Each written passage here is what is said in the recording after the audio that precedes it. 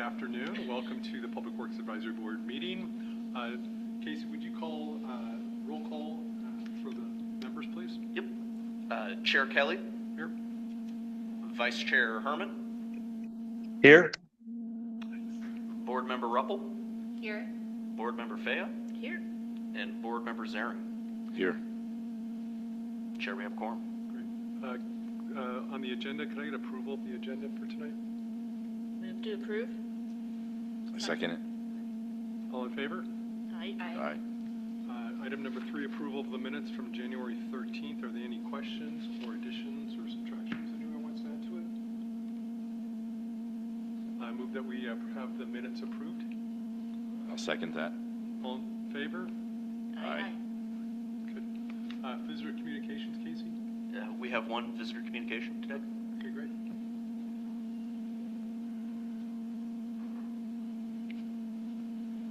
Hello, my name is Mark Dickens. I live at 133 East Black Crater here in Sisters. Hi, folks. I'm not sure how to address you, but Folks is good. I've been in here before, I believe, fairly recently, and talked about some projects here in Sisters that I think really should warrant some scrutiny, some oversight, some concern. I've been doing some public records requests. I think you remember I came in and I spoke about the transportation hub and just what I considered to be a real missed opportunity and a failure to really do something spectacular. And looking at the final contract, and again, I'll just remind you, my background is building, construction, development.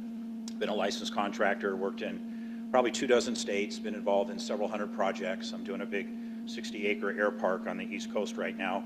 I know what I'm talking about this stuff. So I'm just stunned. I'm shocked at the cost of this. This was $900,000, the final contract with the contractor. Some of these things are just so out of line and so ridiculous. I could do some quick calculations on actual quantities and materials that were used out there, and I think this was probably about a 20% overbid of the $900,000, and then there was about another $200,000 of engineering and architectural. Let me give you a couple of quick examples. The temporary orange work fence that we all saw out there, they charged just under $25,000 for that plastic fencing, which I probably could have gone to Home Depot and bought all that stuff for less than $1,000. Mobilization was $27,000. So apparently $900,000 was not enough for them to get off their butt and come over here and do the job. They had to charge $27,000. I mean, some of these things are just obscene. $120,000 for gravel. This goes all the way down to $3,000 benches and $2,000 bike racks. You could have probably had some of the local businesses or residents of this town sponsor those items, and they could have been built here locally at Ponderosa Forge with nice plaques on them, dedicating them to some of the people. So again, I don't know what your exact authority or capacity or role is, but in my most recent 10 years of being back here in Sisters, I think the city is just simply incapable of spending money responsibly. I know that sounds very harsh, but this is typical of government. It's wasteful taxpayer money. The citizens don't want that project. It's only one phase of maybe 3 or 4 where it's going to run up to $3 or $4 million. I think the whole thing should be shut down. It's nothing but a $1 million parking lot. The bathroom building, which was an existing structure, was not even updated and done for the entranceway. I mean, I just don't even know where this money's being spent. So again, I don't want to overburden you as fellow residents and stuff, but somebody needs to speak up. This is embarrassing, this is appalling, this is wasteful, and this adds up. And the idea that they want to spend the city another $11 million on this pavilion building out there just horrifies me, because there's no management of this. Somebody in the city needs to go out there and oversee this and manage this and make sure the dollars are being spent accurately. So again, you know, thank you for your time and what you guys are doing, and I'll voice these concerns to everybody here at the city I can. I'm not just singling you out. No, I understand that. Yeah. And the process we did go through on this, it was a pretty extensive process where we had 3 or 4 community involvement meetings where people got input on that whole process. So it was... Yeah, I was involved in all that, and I totally understand and appreciate the city doing that, but what I'm referring to here is the actual implementation. When you get a bid, I don't know that there's anybody here at the city, certainly not the city manager, who authorizes this. I was here the night that they voted for this, and I sent an email to Jordan Wheeler saying, do not do this, shut this down, it's wasteful. I don't know that they really know how to check the numbers and the figures. I understand all these other processes, and thank you, and I'm glad you do them and you bring the community in. But let's face it, most citizens of this town wouldn't know how to look at this kind of a contract and know that it's legitimate or that these figures are honest or accurate. So I think there needs to be some other steps done to follow up on these things before this money is authorized, before the money's spent, and while it's being spent. And if you find that things were overbid or quantities that are being represented in here are grossly over-exaggerated where they are, then there should be a provision in here where the city can, get a reduction, on the contract, get money refunded. It shouldn't just go to the contractor. It should be more maybe like a time and material where everything is monitored.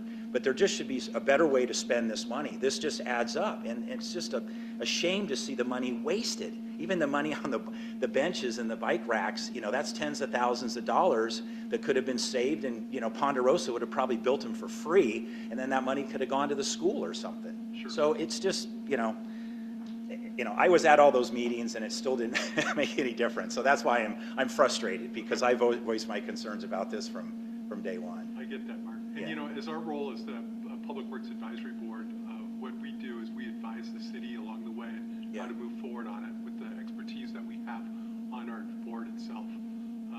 I understand your frustrations. It's real.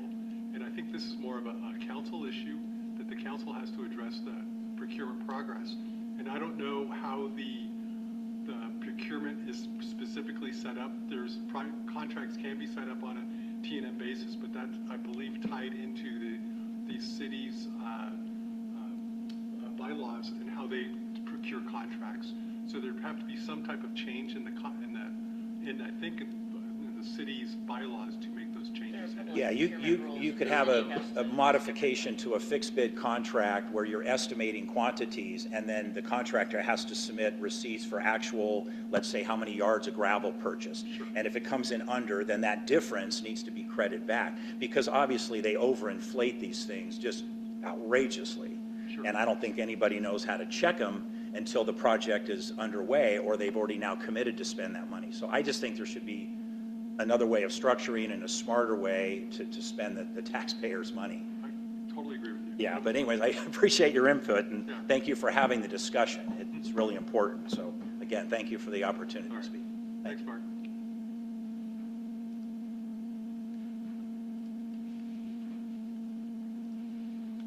Any other visitor communication, Casey?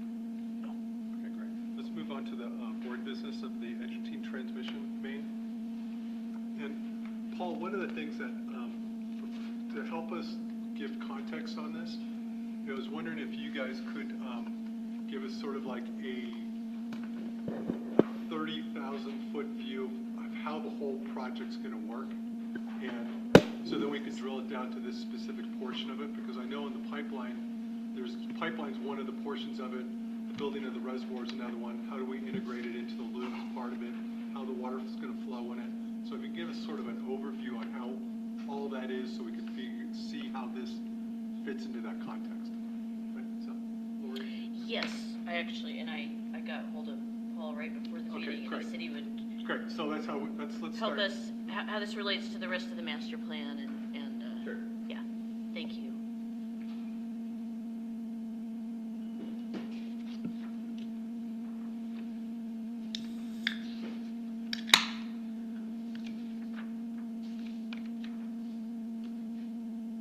Is it too far away?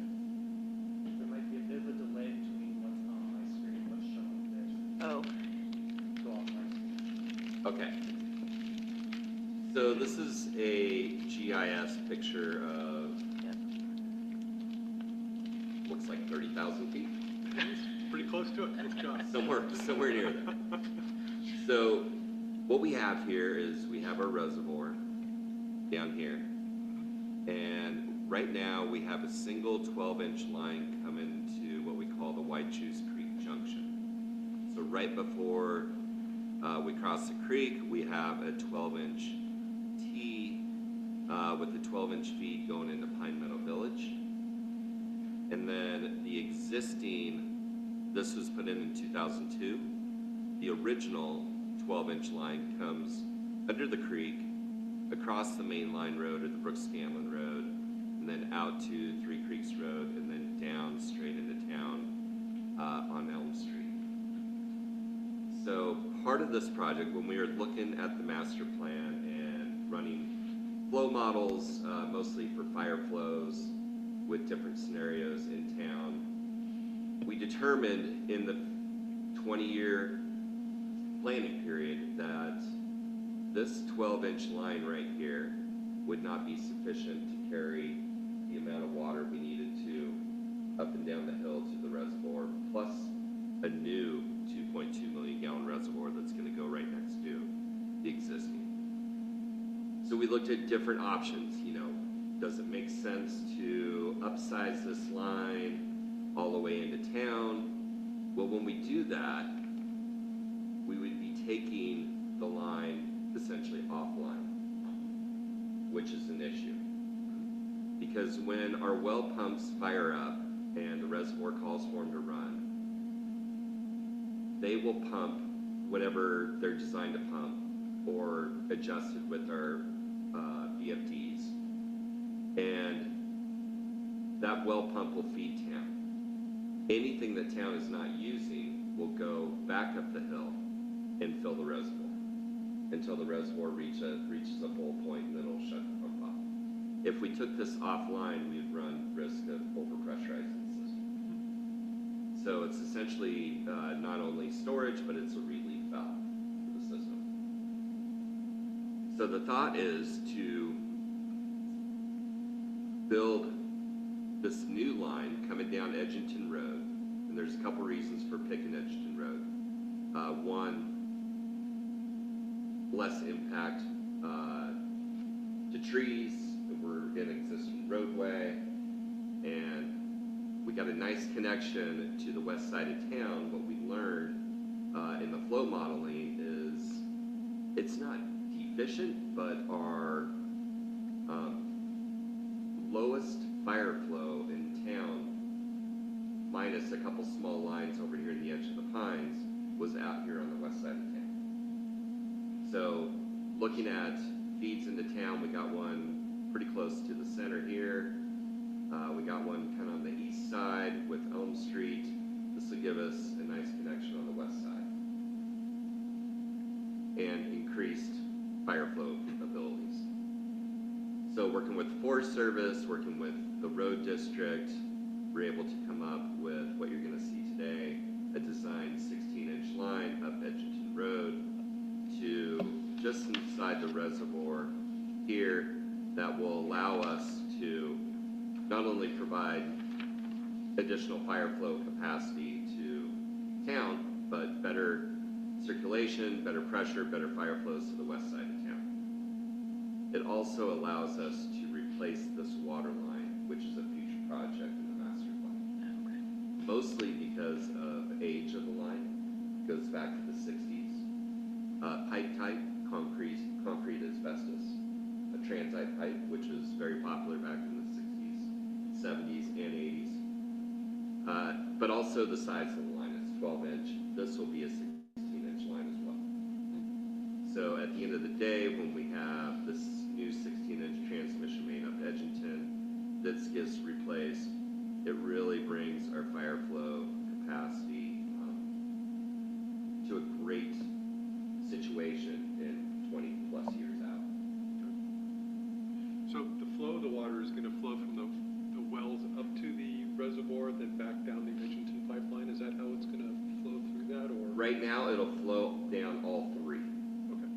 So, well, both until we hit the White Chase Creek Junction, and then it's got two different ways it can go into town. Okay. Gotcha. So that's until we go to replace this White Chase Creek 12-inch line, and then we'll be primarily pumping down Edgington. Okay. Yep. This is split in the master plan. We have this being one project down to the split here. So we'll do this first, and this will give us a new 16-inch line down to the split here. And then we can have both these speeds operational when we take this offline and go across the creek and then down Three Creeks Road, which is in the future. So, any questions? Is that a gap on Three Creeks too? No, it goes all the way in. I don't know. I think it's because of the name. The label. The road name is blocking it out. Oh, okay. Yeah. Thank you. This 12-inch line goes right down, and when you drive up Three Yeah. Creeks Road, it's on the west side, and you can almost see, you'll have the ditch or the swale, the roadside swale, and there's a little mound you can see all the way up Three Creeks until it dives off, kind of right about where Peterson Ridge crosses, right up here, the trail system. And then you can actually see where it goes right here, where it goes across over to the mainline road. If you follow, there's a gravel road that you can drive right there. If you look to the side of it, that's how they marked the pipe. They just left a nice little 2-foot berm over the pipe, which is, we use locate wire today. Kind of a little bit more foolproof, I guess, as far as being able to get exactly where the line is. But we have a pretty good idea of where that water line is today, just because of that. And then the second part of this Edgington project will be, obviously, we're working on getting the design contract nailed down with Beacon right now and the tank supplier for a new 2.2 million gallon reservoir here. Part of that project will be replacing the old 12-inch piping on site and updating it to larger size piping. We're not sure what that is yet, how bigger it is, but that is part of the actual reservoir project.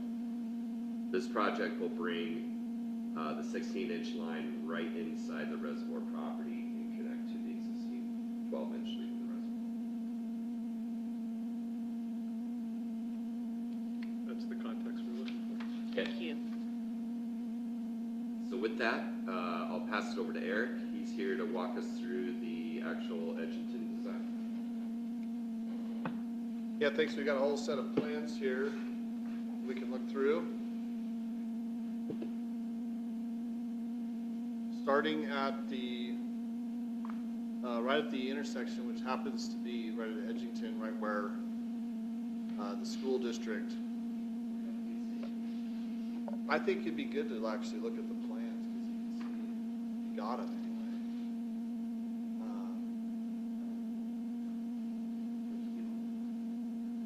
They have we can see some of the detail going on, but the beginning point is right at the drop-off, where the drop-off lane comes off of Highway 242 into the new school there. And we've got some meetings planned for the school district.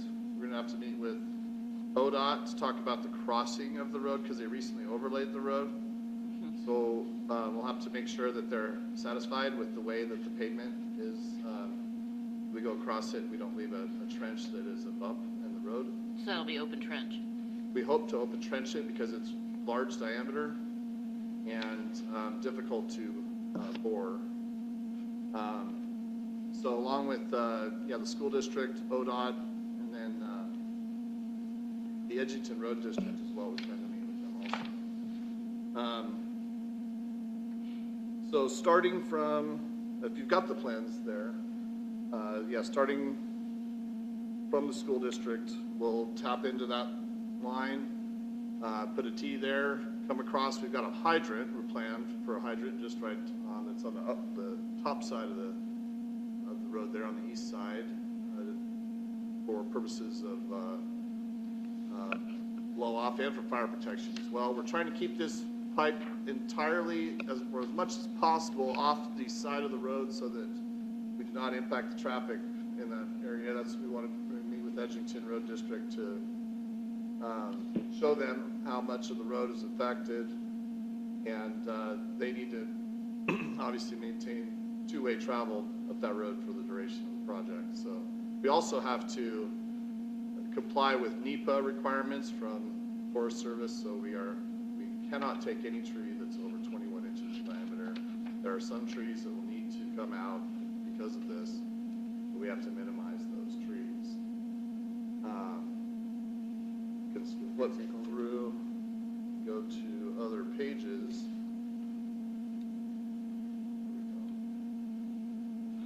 As we go down the portion of Edgington Road, you can see that we're staying on the east side as much as possible. Those trees that are marked in red are ones that are likely to have to come out, although we're going to do an analysis real close to see what ones we can save. If there's any possibility of protection on those trees, that we won't have any long-term damage to those trees, we want to keep those trees. And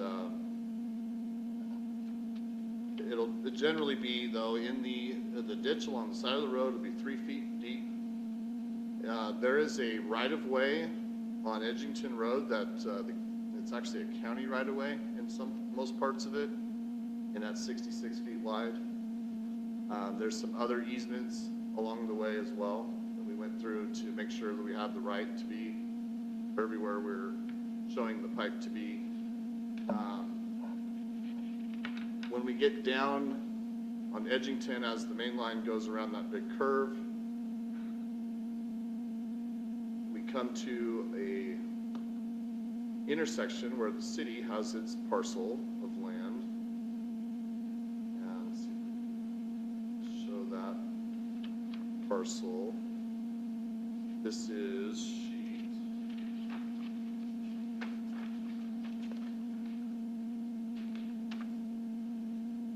10 of 19, and this is, north is not quite up here, but the city parcel is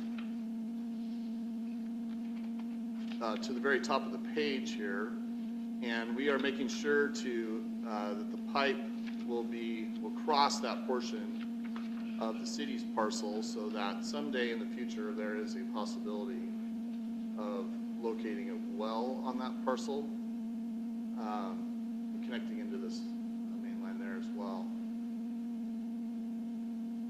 After that, after we get out of the city's parcel, it crosses the main line road, then goes up Edgington, the rest of the way up Edgington, all the way to the reservoir. We're showing another hydrant right near this corner. We did talk to this property owner here. We met with them on site because there are some interesting easements that have gone through that portion of the property, just that one little portion of the property. We got those resolved, but we thought it'd be best if we stay on just on the Forest Service property and off of that particular property, because the right-of-way does not extend across that. The typical right-of-way of the rest of the road does not extend across that particular property.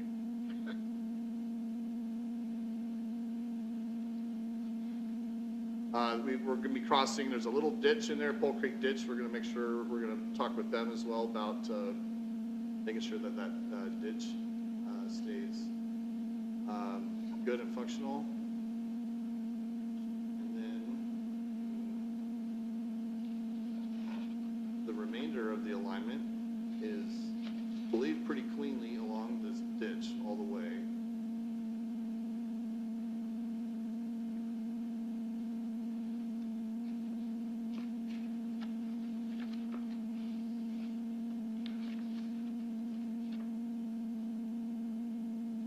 We get up all the way to the reservoir.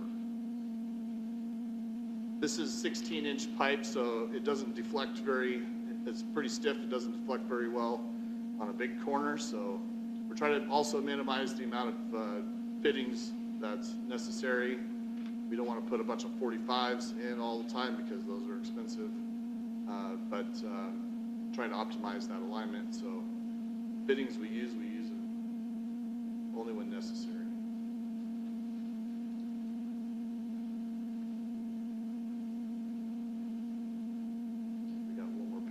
So go back to that page you were just on.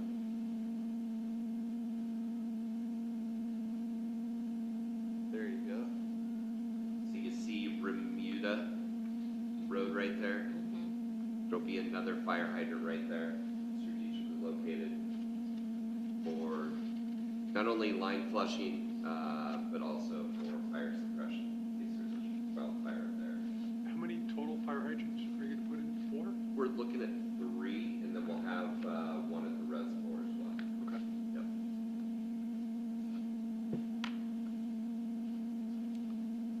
Do you have a elevation profile besides the ones on each one of the pages? I can give you an entire elevation profile, yeah.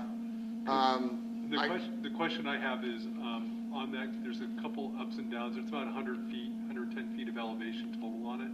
And I was wondering if there's going to be some spots where you might want to put air valves or air vac valves on it.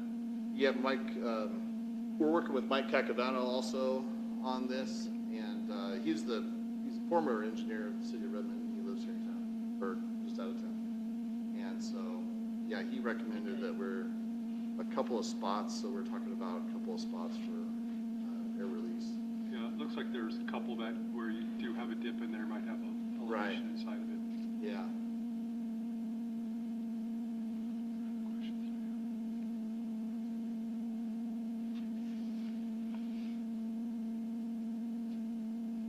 And the butterfly valve's about 1,000 feet apart. Yeah, yeah. Okay. And,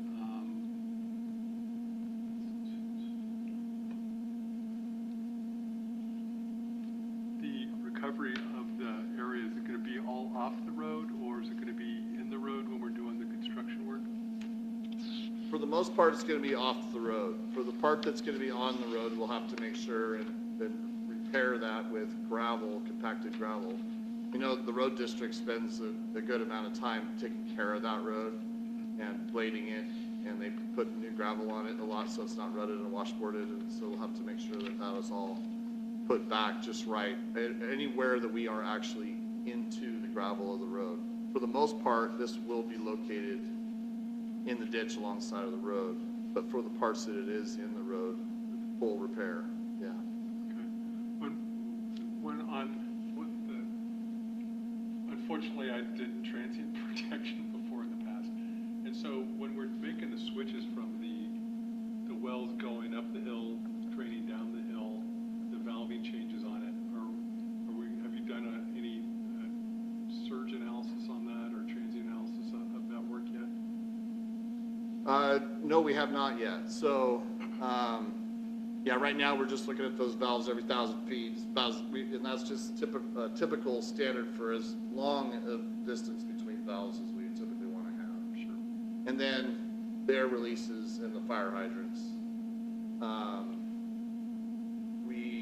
But the air releases will be in the fire hydrants? No, air releases and the fire hydrants as necessary. So, you know, this whole thing is going to be I think the total length is somewhere around almost 10,500 feet long or so. So, yeah, it'll be 10, 11 valves, 3 hydrants, a couple air releases. So,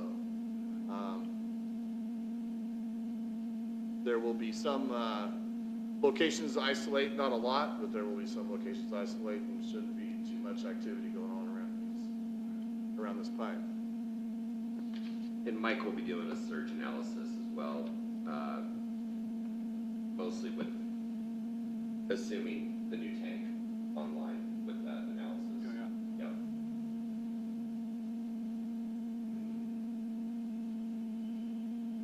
Yeah, I had in my notes in regards to the transit pipe existing, how that's going to tie in, because it's different materials. Right, yeah.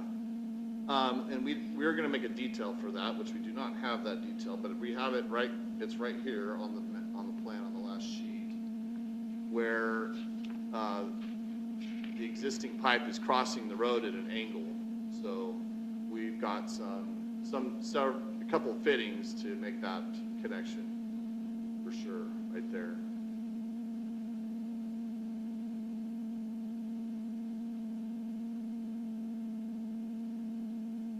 So this is maybe not quite 60%.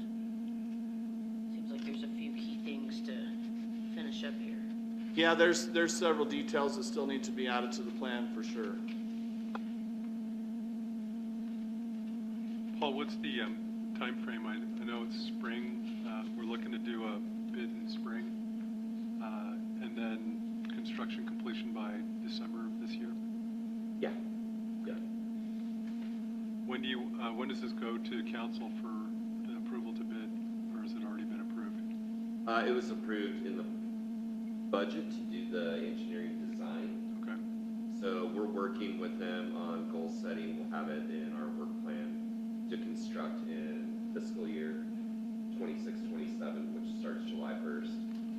We'd like to get out in front of it a little bit and have a contractor on board ready to go, potentially before starting to incur costs on our books by July 1st. So it's key, the connection, working with ODOT. I've been in communication with ODOT already on when and how to do that connection down on 242 into the existing 12-inch. And a couple things to think about. We have school, and then we have Highway 242 opening. So obviously we want to do it before we have a bunch of tourist traffic coming up there.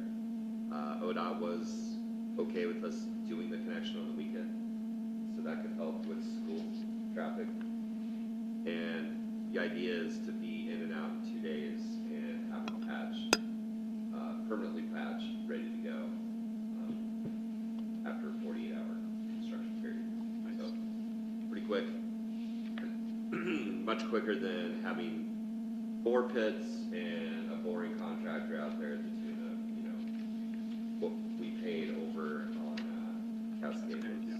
quite a bit more than what we'd be seeing here. So On the budget estimate of 3.6, is that still within range right now? Is it going to be less or more? What's the environment on that cost? So that is a master plan Yeah, I get that. cost, so we haven't gotten to the point of, really diving into the exact cost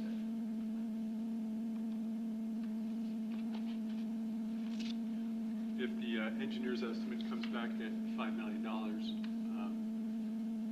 what's our contingency on that? We have the ability with actually having no debt in the water fund or the water STC fund, be able to use those dollars. We can also leverage our existing STC dollars. So it'd be a matter of council making that business decision.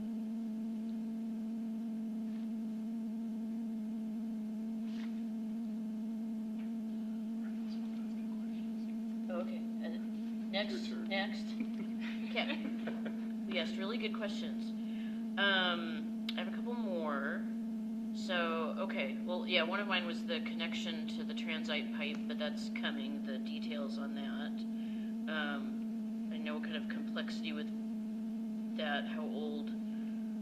Is that also like the 1960s pipe that you're connecting to? It's 1960s pipe, yeah. Still, we haven't had failures on that line. So I didn't know with actually touching it though. we touched it before. Okay. Yeah, we've replaced sections of it before. We do it, with the transition coupling and, good bedding. Obviously, everything pressure tested up to that point. And then, we haven't had an issue with that to date. Okay, so I'm assuming there'll be some good specs on that and probably a detail. So, let's see. I'm glad to hear you're going to Mike Huckabano do some additional analysis. I want to talk a little bit about alignment and restoration. So what I heard was that the alignment was off the side of the road was selected in regards to traffic management, not because it's not like you're expecting that road in the future to have a ton of utilities in it, so honestly you could put the water line wherever you wanted. So I'm kind of wondering about that, because driving out there, there's a bit of topography, there's a little drop-offs in some places, things like that. I don't see anything in here about restoration and what that's going to look like, and it also cuts down quite a few trees. all kind of, decent ponderosas, not anything huge, but decent. So what's the downside of moving it over into the road? Is this about I would think you could be in the road along the edge and still allow for traffic passage, and I might just be totally missing something. So just if you could explain the thinking on that. So we have multiple entities involved with this project. We have the U.S. Forest Service, who owns 99% of the property that it's going over. We have a county road easement, and we have homeowners that essentially have to deal with maintaining that road. They were very adamant about they want to, at some point, funding is an issue, obviously. They want to pave that road, and they don't want the water line underneath. And I've told them we got water lines under pavement all over town. Yeah. But they were adamant, absolutely adamant. So we have to listen to them. We got to be neighborly.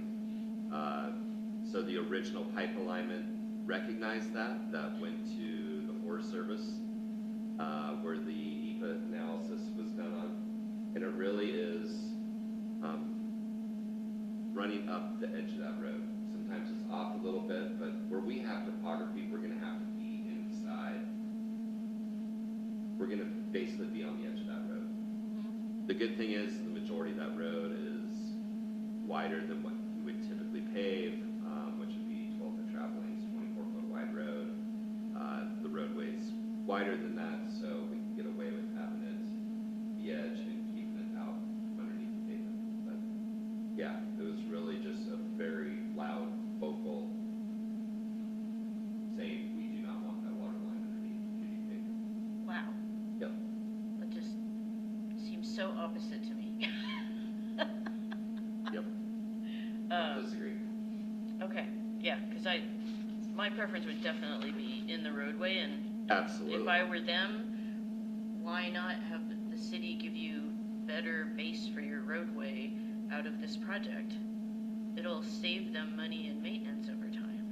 Yeah, and that road has had so much gravel put on it for decades and decades and decades. It'll be interesting to see when we start actually digging through it, how deep the gravel layer is in there. Yeah. But I'm guessing it has a pretty stout road base already. Huh. Okay. Yep. Interesting. So then I guess to the restoration plan. So if you're kind of in and out and you're taking out some trees along there, how does that get restored? Is that getting seeded? How do you maintain a good ditch line? All of that, because you're going to be disturbing a whole bunch of stuff there that actually to me could cause more problems. I mean, drainage. You always get the craziest complaints off of drainage. And you can tell when you drive up that road that they've scraped that road down in some areas so far that it's created its own drainage issues. Mm-hmm. So I think we're going to be actually correcting a lot of that with our pipe placement.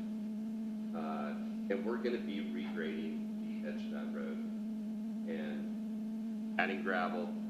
The disturbed areas, we still have to meet and do a pre-construction with the Forest Service.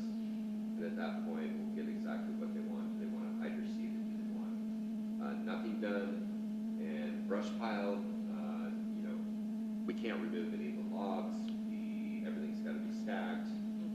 There's some very specific conditions in our notice to proceed. So a little bit different than what we typically see. But we don't have the fine details on exactly what the Forest Service is going to want to see there. So this will probably be some real fit in the field work, probably with you standing there. Absolutely, and there's some rock outcroppings as well that we're going to be working around. So, and like you said, some grading issues, especially down on the lower end, kind of running adjacent to the Elk Ranch. There's some pretty good drop-offs there that we're gonna have to be up in that edge of the road. We're gonna have to. We can't get around. So, but what you're seeing is probably a worst-case scenario of being outside the road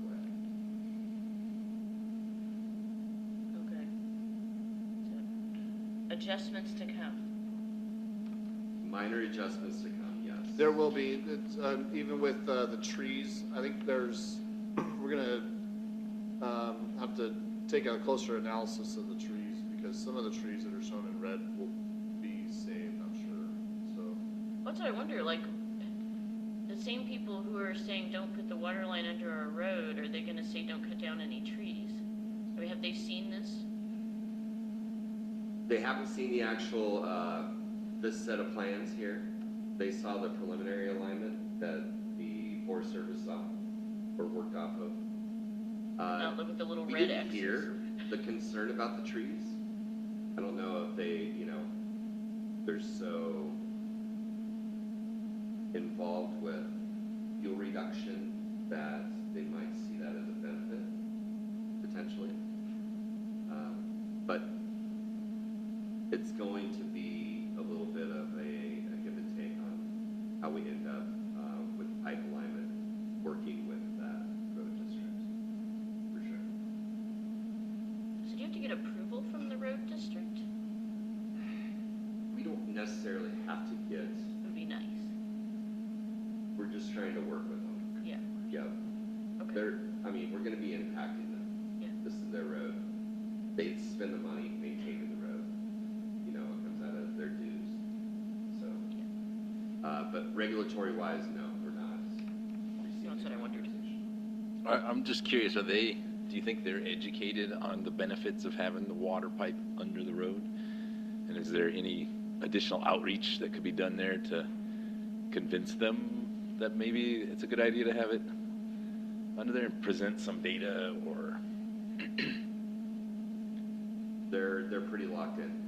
Yeah, Okay. we've told them it's optimal to have it out on the road, so everybody knows where it is, never gets lost. These lines get pressure tested well above what their standard operating pressures are, even worst case scenarios. And we're going to be meeting with them again. So there's areas in here where it is in the roadway.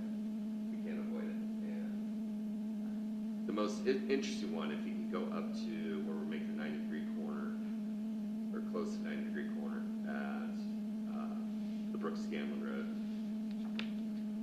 We met out there with the property owners of a very funky parcel. And it's a small lot.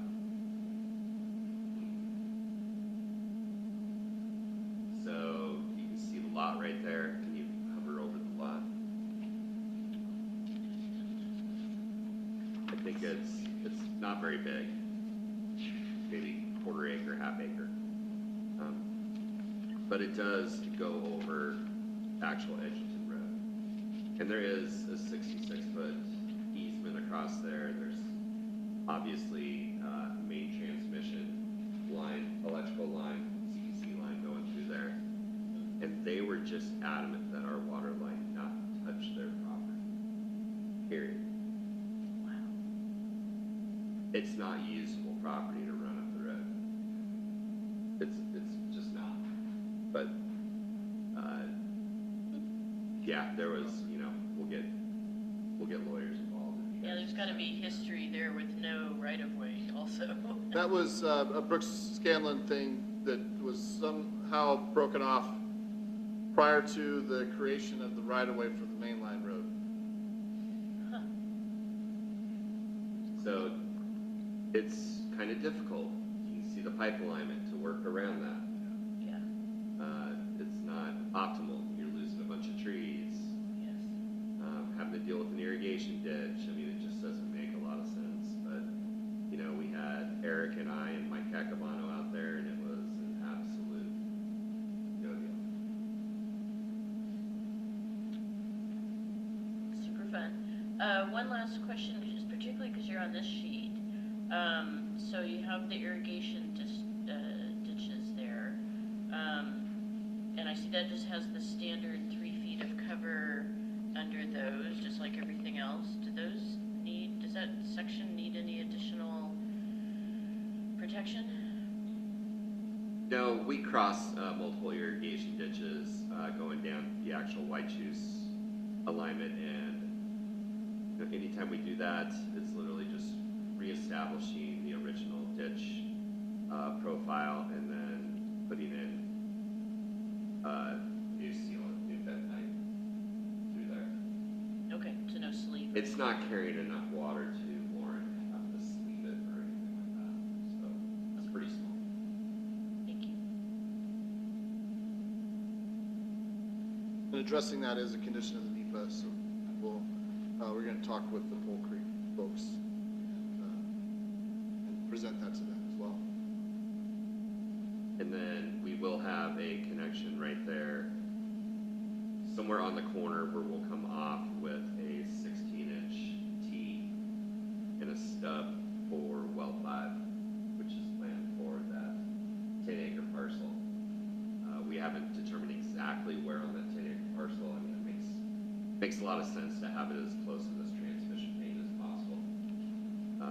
But power is going to be another thing we're going to be thinking about. We have to bring power across the road. I mean, it follows Brooks Scanlon Road, so it's right there. We just got to figure out what pole they're going to have us come down, get across.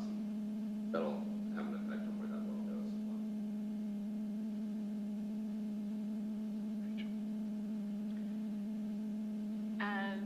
So the question that I had was about the weekend closure crossing 242. So it sounds like trying to do weekends so we avoid schools, but just wanted to point out that take a look at any events going on in town and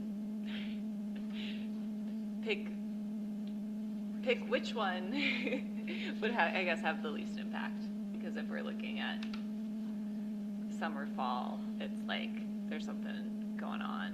Yep. Absolutely. We might, try to schedule with if there's a couple in-service days.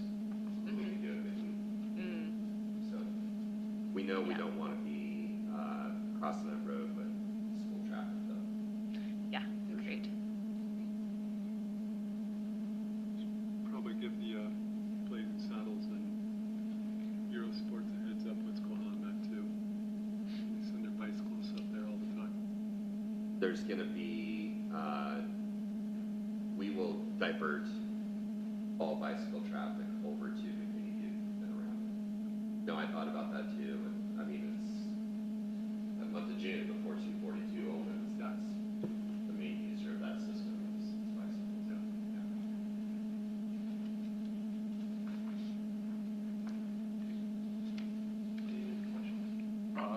I think all my questions were mostly answered. Just a couple of comments. I think on the cover sheet, the north arrow I saw that. Yeah. pointing the wrong way. The only other, just from my knowledge, in the details on the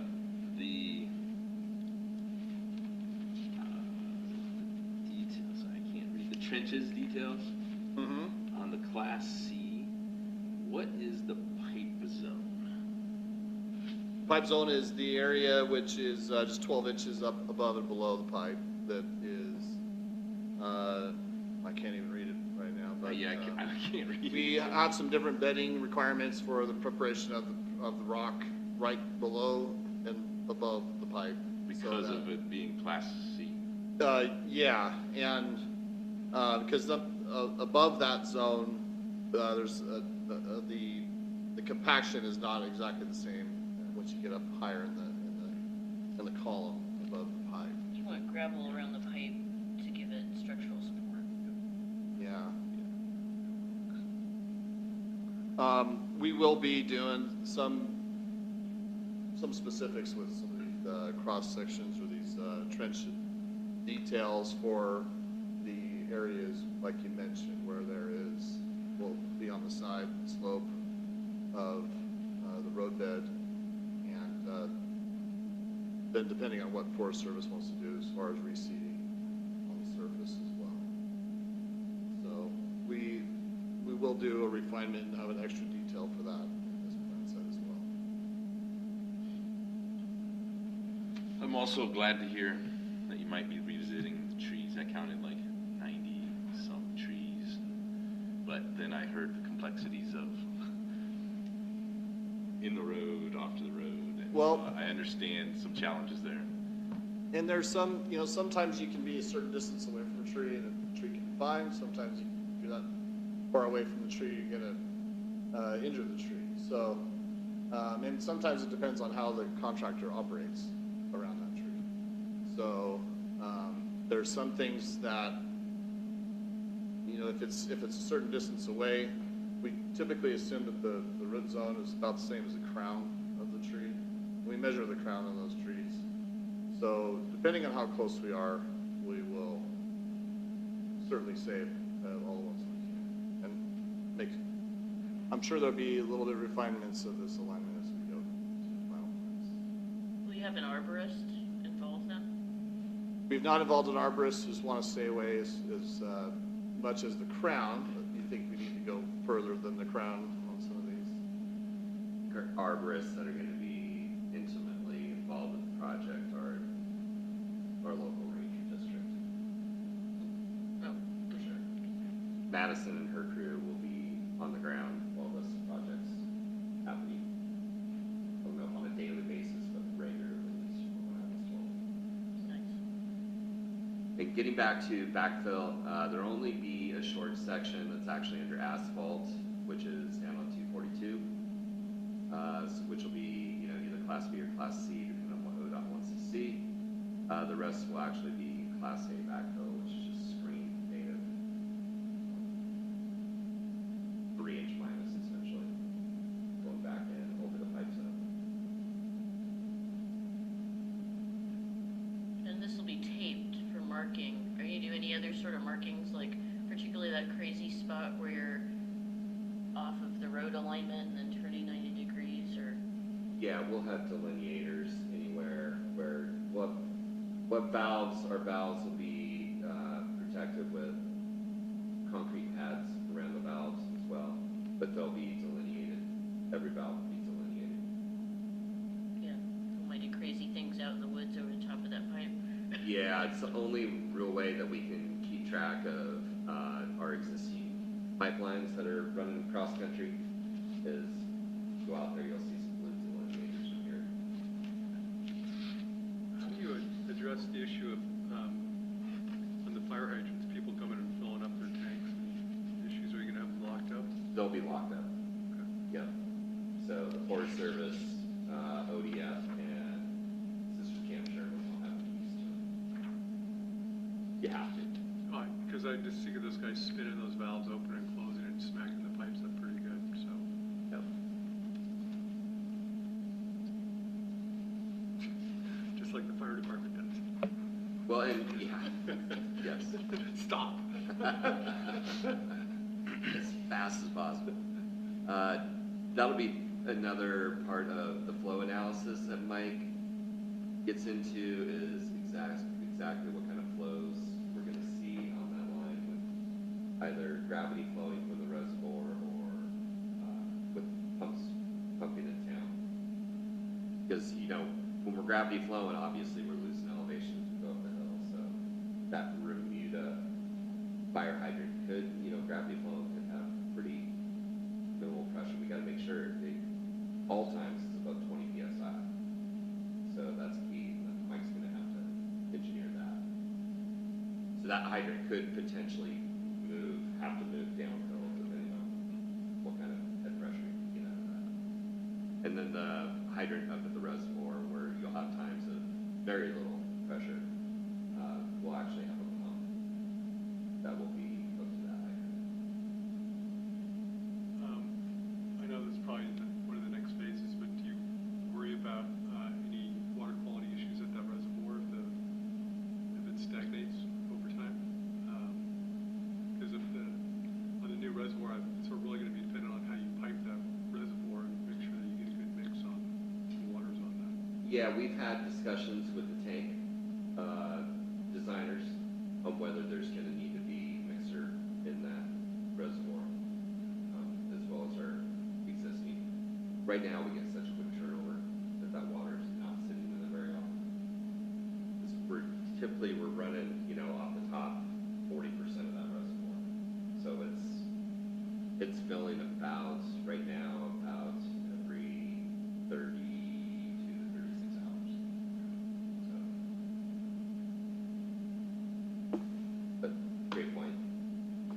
Throw another 130-foot diameter reservoir in there, you might have to put a bit of infrastructure. And especially if one's floating on the other one and you're not getting a good mix For sure. of water. Yep, yep, absolutely. Are there any additional questions? I just have a comment that, I don't know if it's with this project, but I'm finding with my daytime work at Bend, we're trying to figure out ways to share with folks what it means to size your system for fire flows. Because, you know, after those big California fires, people all thought that municipal water systems should be designed to put out big conflagrations, which they're not.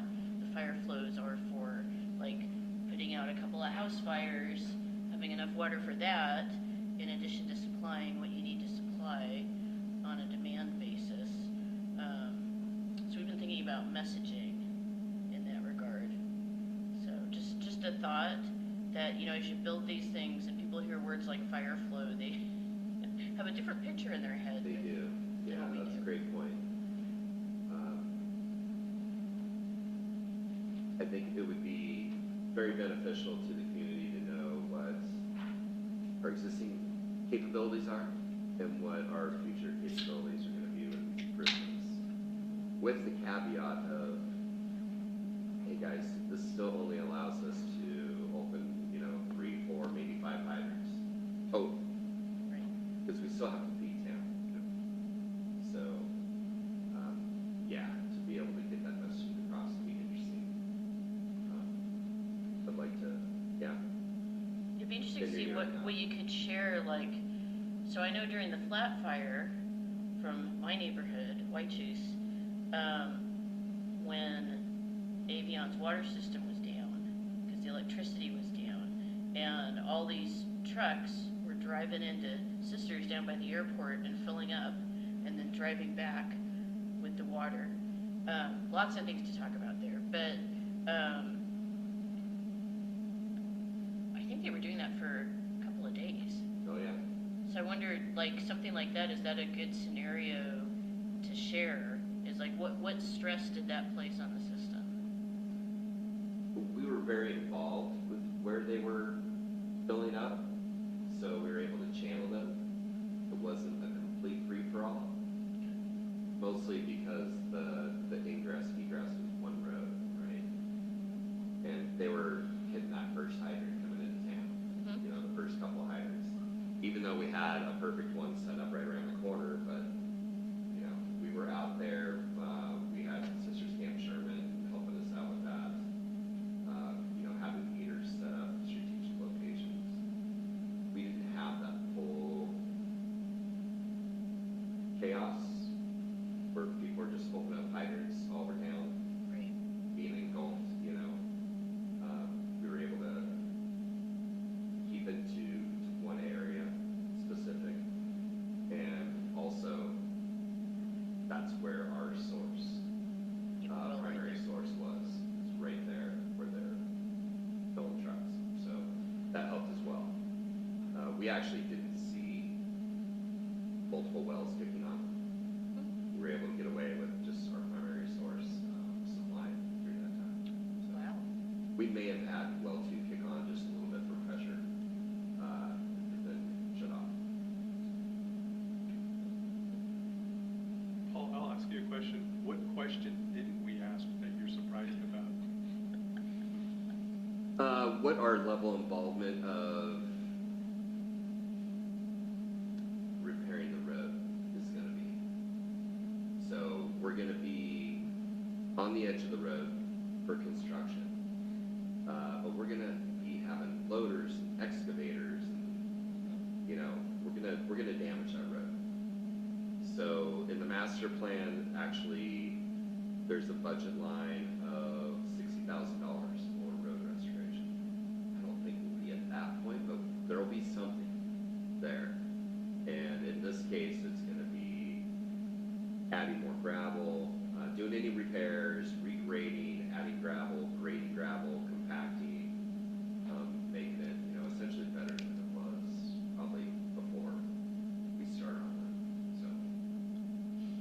goes to, wouldn't it be great just to put the pipe in the road?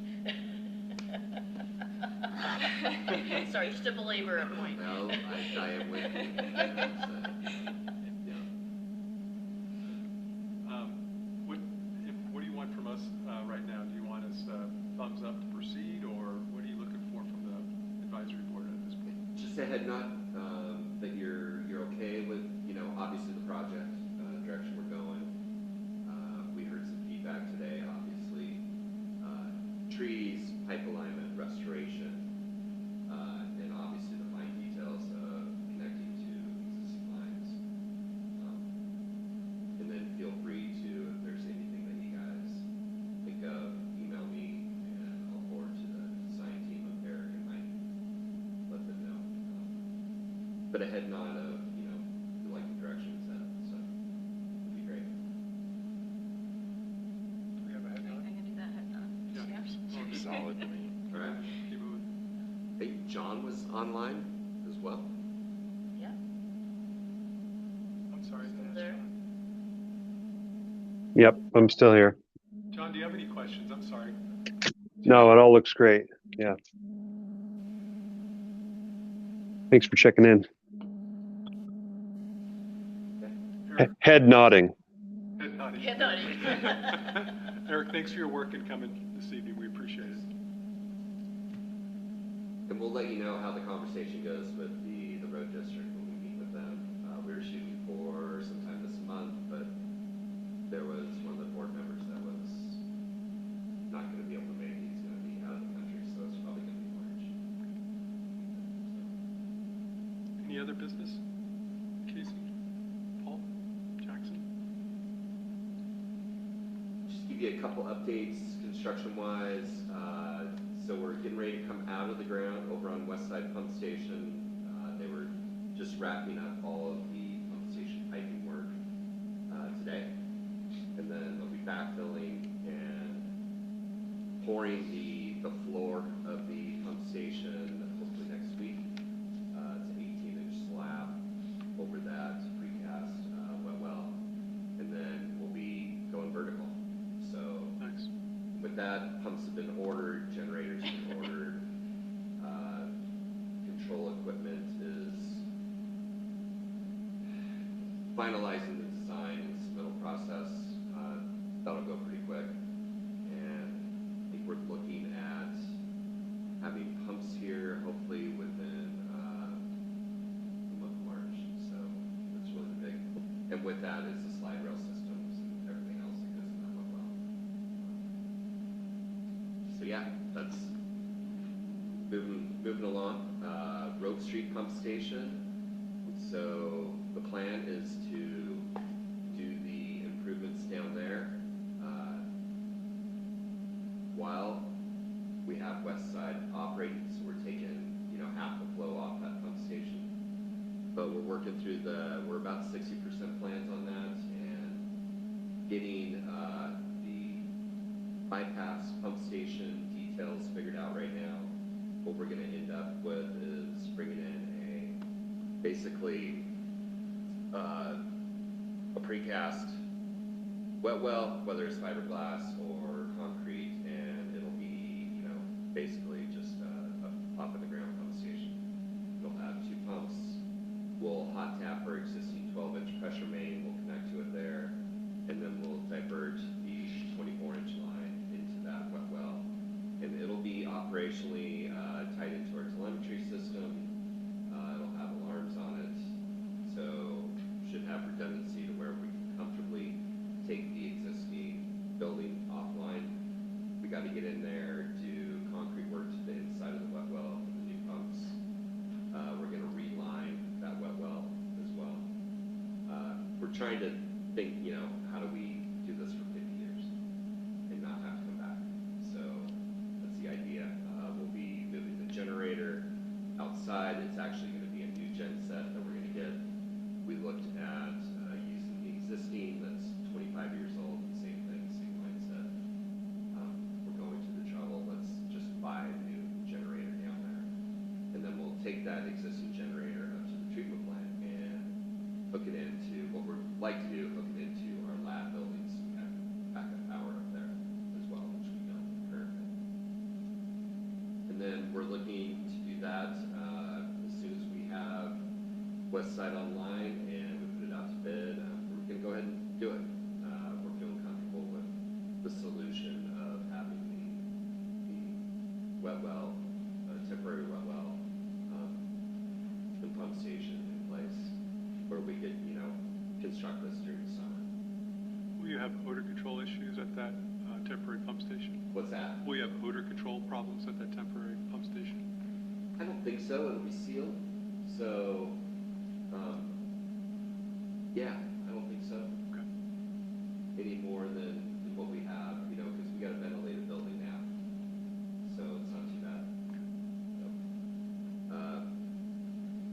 Right now, we're just trying to get elevations. We had a surveyor down there today, and we're checking inverts of piping coming out of nearest houses to make sure we get it set at the right elevation with the safety factor, Basement. so we're not flooding anything out. So definitely got to think that one through. It's got some complexities to it, but that will really set us up really well for having our two regional pump stations basically brand new, using smart control, light pumps, bus pumps in the business. So, yeah. Good stuff. Adams? We had the pre-con for well 3, the backup generator and VFD project. We're getting ready. Submittals have already come in, and we're getting ready to sign contracts and get going on that. The biggest lead time piece of equipment is the generator itself, and it's essentially 5 to 6 months out. So we're not going to have that project done until July, probably.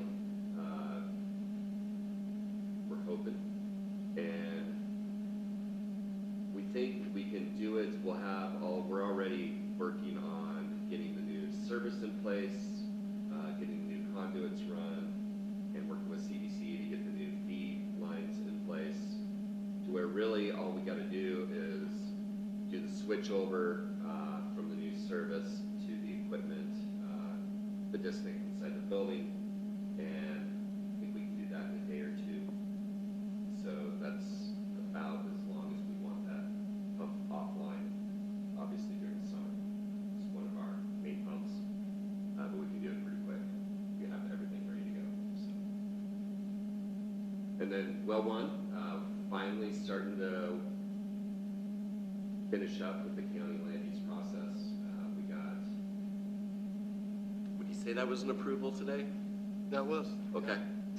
I was like, I read through the 22-page report, and I didn't get the necessary, thumbs up, but yeah, I think we're ready to go on that as far as from their perspective, which is good, so we can get that ready to go as well.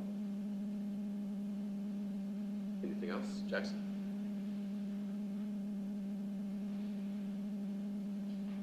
ODOT carbon reduction grant that is going to fund some EV chargers at East Portal. Early on in the process, we were made aware there may be a delay in construction. We are now looking at anticipated construction summer of 2027.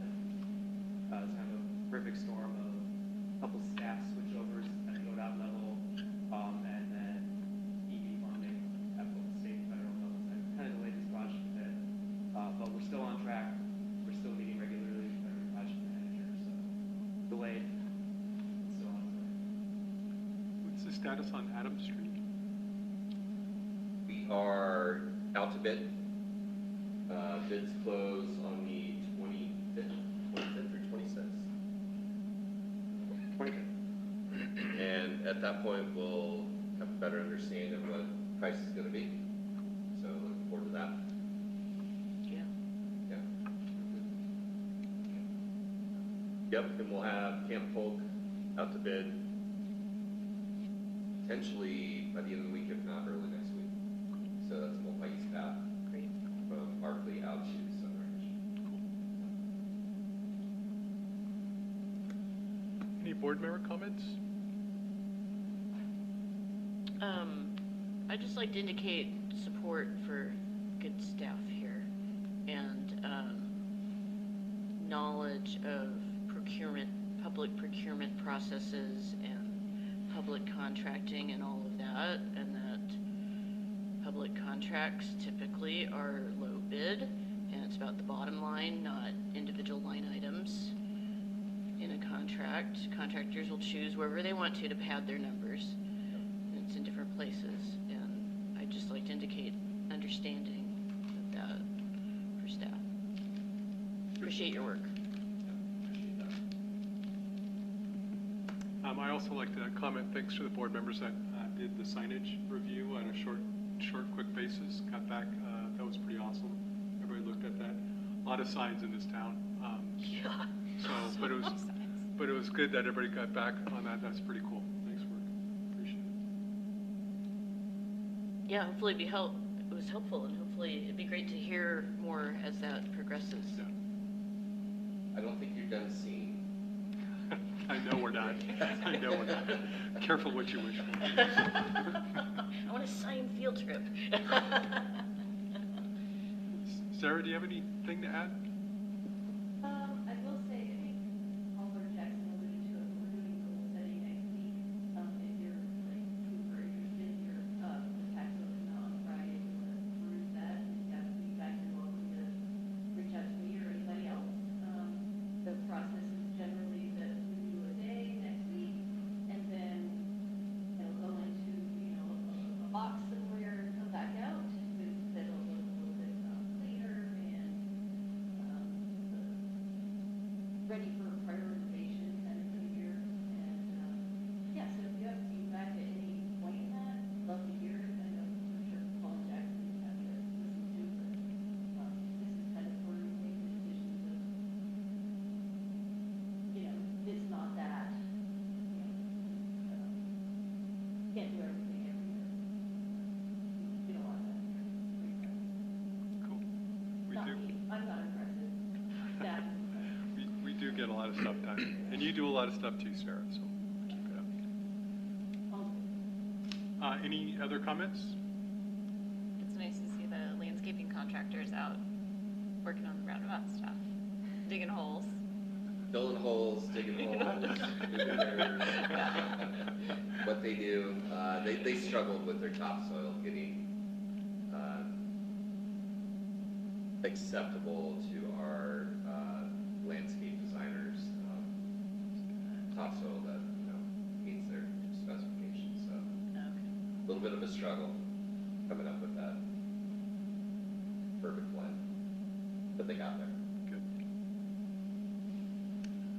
If there's nothing else, I move that we adjourn the meeting.